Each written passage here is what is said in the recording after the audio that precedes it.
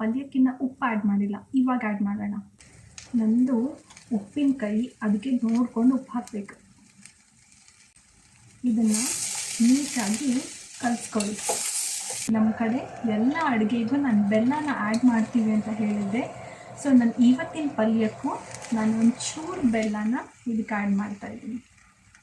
So ಇದು ಪಲ್ಯ ಇದು ಡ್ರೈ ಅನ್ನಿಸ್ತಾ ಇದ್ದರೆ ನೀವೇನು ಮಾಡ್ಬೋದು, ಈ ಕಟ್ಟಿದ್ದಲ್ಲ, ಈ ಕಟ್ಟನ್ನು ಒಂದು 2 ಸ್ಪೂನ್ ಆಗುವಷ್ಟು ಸ್ವಲ್ಪ ಗ್ರೇವಿ ಥರ ಚೆನ್ನಾಗಿ ಬರುತ್ತೆ. ಈ ಹುಣಸೆ ಹಣ್ಣನ್ನು ನೆನೆ ಇಟ್ಕೊಂಡಿದ್ದೀನಿ.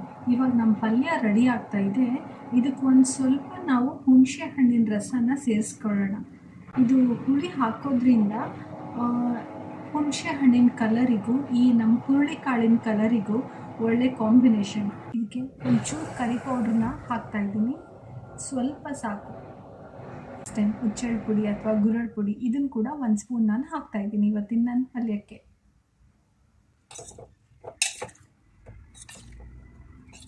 ನಾಪ್ಕಿನ್ನ ಕೈಯಲ್ಲೇ ಇಟ್ಕೊಂಡಿರಿ. ರಸ ಹಾಕಿದ್ದೀನಲ್ಲ,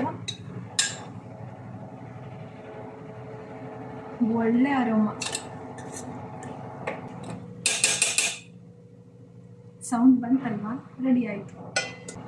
ಇನ್ನೊಂದು 3 ಮಿನಿಟ್ಸ್ ಇದು ಹೀಗೆ ಬೇಯ್ತಾ ಇರಲಿ. ನಮ್ಮ ಪಲ್ಯ ರೆಡಿ ಆಯಿತು ನೋಡಿ, ಎಲ್ಲ ಸ್ಟೀಮ್ ಬರ್ತಾ ಇದೆ, ಅದು ಚೆನ್ನಾಗಿ ಕುದೀತಾ ಇದೆ. ಇವಾಗ ಗ್ಯಾಸ್ ಆಫ್ ಮಾಡ್ತಾ ಇದ್ದೀನಿ. ಇದು ಲಿಡ್ ತೆಗಿಯೋದು ಬೇಡ. ಈ ಲಿಡ್ ತೆಗೆದ್ರೆ ಏನಾಗುತ್ತೆ, ಪಲ್ಯದಲ್ಲಿರತಕ್ಕಂಥ ಎಲ್ಲ ನ್ಯೂಟ್ರಿಯೆಂಟ್ಸು ಬೇಗ ಹಾರೋಗ್ಬಿಡುತ್ತೆ. ಒಂದು 15-20 ಮಿನಿಟ್ಸು ಇದು ಹೀಗೆ ಇರಲಿ.